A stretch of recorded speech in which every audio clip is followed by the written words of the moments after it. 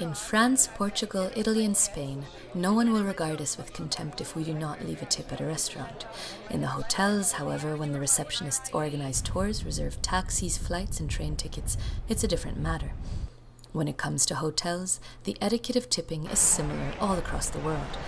As for restaurants, however, the United States and Canada lead by a different example. Although theoretically there is no obligation to leave a tip, good etiquette requires it. In Canada, people usually leave somewhere between 10 and 15% of their bill as a tip. In Ontario, this applies to restaurants, taxis, hairdressers, and hotels, but in Quebec it covers many more services than that. In Montreal, you tip at a gas station, at grocery stores, and at Tim Hortons.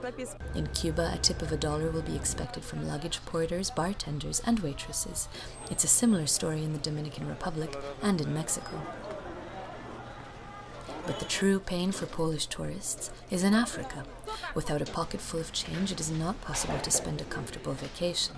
At every step, beginning with the services at the hotel, through the driver, and finishing with the tour guide, for practically each service, already prepaid earlier as part of the trip, additional payment in the form of a tip is required, and often enforced. For me, it was tiring. We Poles are not accustomed to tipping. In our country, the price of the service accounts for the whole service, but here the circumstances are different.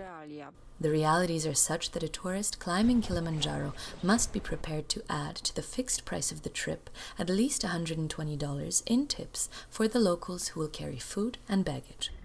On safari in Kenya or Tanzania, where the food is often served from a soup kitchen, if we ourselves did not decide to leave a tip box would appear on the table sooner or later as a clear reminder. For me, to be required to tip seems like a contradiction in terms. I can leave a tip when I feel it is appropriate. On the island Zanzibar, however, the work of a tour guide at a spice farm has to be recognized additionally for such a show of skill. It's simply rude to do otherwise.